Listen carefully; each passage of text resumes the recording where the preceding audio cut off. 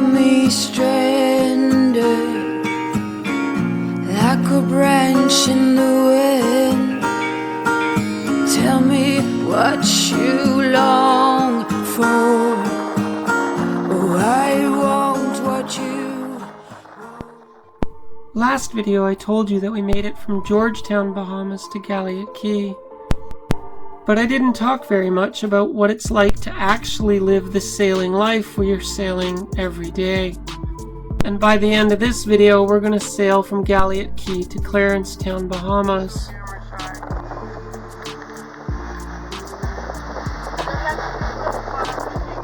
As a full-time cruiser, every day, all day, I'm just sitting on the boat sailing. So if I'm snacking or eating my lunch, it's through the pounding waves at the helm, always sailing with my body always in motion. For those of you that thought sailing was all glory all the time, I'm tired. I'm really low energy. I want to have a nap. I don't feel like being here. I don't feel like sailing. WildChild's pointing into it like a champ, like we had to tack our way up. 20 miles, it took us 30 miles to do, and we're almost there, but I don't feel like sailing. I don't want to sail. I'm not in the mood to sail. I'd rather lay on the couch and watch TV or just have a nap. I just feel bleh. But when you're sailing, and you can do nothing other than sail because you have to take care of the boat. Day and night, 24/7, my body is always in motion with the boat. My life is set to the rhythm of the boat. My circadian rhythm set to the cycles of the sun. For better or for worse, this is just the way my life is.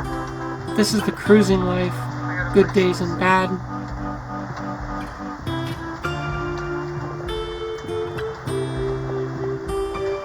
Have you got any call center experience?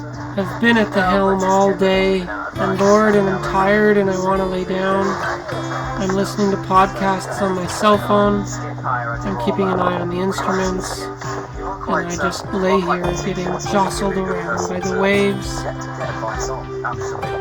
Captain Lexi and WildChild are so tuned into each other, we merge as one. I can feel her.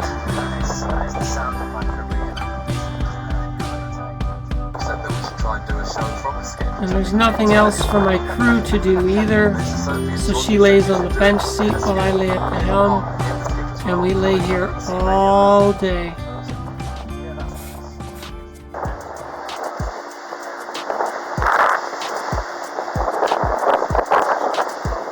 The sailing conditions are perfect.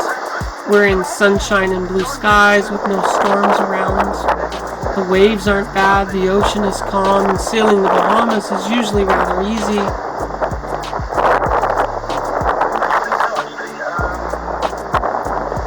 WildChild is sailing beautifully to windward. You can see that she's heeled over. The jenny's reefed and both sails are tight to center. WildChild's pointing upwind and just pounding her way through it. She's a good girl, a fantastic upwind sailboat. I love this boat.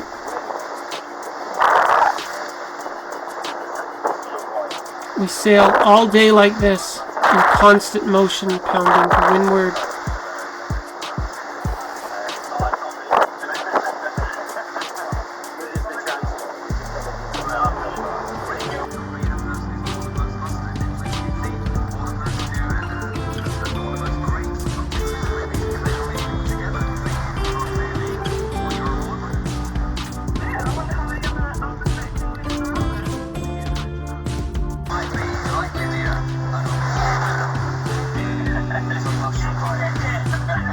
You can hear in the background that we are still constantly listening to podcasts, sort of the gold that gets us through our day.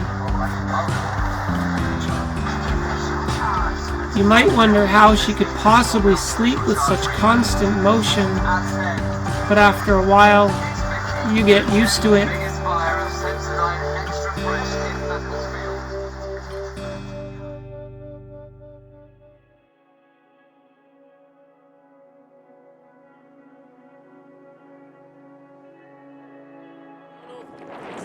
guys can see this. I got Alina in the water diving the hull, and there's a 4-foot Barracuda watching her. She is a brave girl. Wait till he comes closer. I don't know if you can see that shadow. He's on his way though. He's fucking huge. He's almost as long as Alina is tall. Here he comes back again. Look at that. So poor Alina is in the water inspecting the hull as this 4-foot Barracuda does the rounds around WildChild. Holy crap. He's away, you're okay right now. He's kind of gone off that way. He's doing circles about 20 feet off the back of the boat. So how does the keel look? Yeah. Just scratches, nothing major at all. It doesn't look like there's any bends, chips, anything distorted, nope. Nothing looks cracked. Just scratches. Just about how far up from the bottom are the scratches? Remember, it was just 2 days ago that we smashed WildChild's keel off something on the bottom in Georgetown. Oh, like we just hit the bottom 6 inches of the keel. Yeah. So we just clipped something is what it seems like. We just barely hit it. Yeah, that's what I think. Oh, well, that's good to know. And the rudder, did you inspect the rudder? Not yet, but let me just check. When we were in Nassau, we had the stern anchor on the rear bridle harness wrapped around the rudder one morning. So we got to look to see if the strain of the anchor wrapped around the rudder caused any rope burns in the fiberglass of the rudder. The water in Georgetown is not as clear as this, and last night neither one of us felt like going swimming. But today, these waters are so clean, crisp, and clear, it's inviting, and Eleanor wanted to go swimming. No, I don't see anything, like it's fine. Can you stick your hand, like cup the front of the rudder and then just feel it down? Feel for, because the rudder is not thick, like it's fiberglass, where the keel is all solid lead, the rudder's fiberglass. So just like cup it and just feel along the front edge of it. The front edge. Yeah. Personally, I am way too chicken to go swimming with that 4 or 5 foot Barracuda that's circling the boat.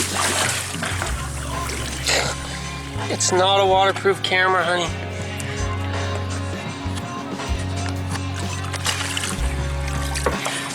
Smooth and fine rudder looks totally great. Yeah. Okay. Just the shells. Okay. Oh, the barnacles. Yeah, okay. barnacles.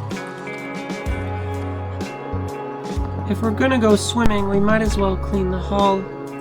And after using Elena as bait to see how aggressive the Barracuda would be, I decided to join her. He seems calm.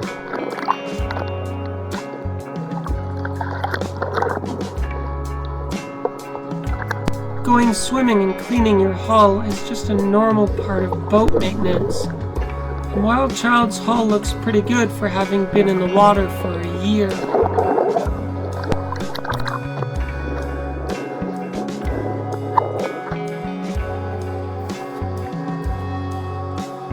But I am not very fond of how close this predator keeps getting, and sometimes we have to push him away with our swim fins.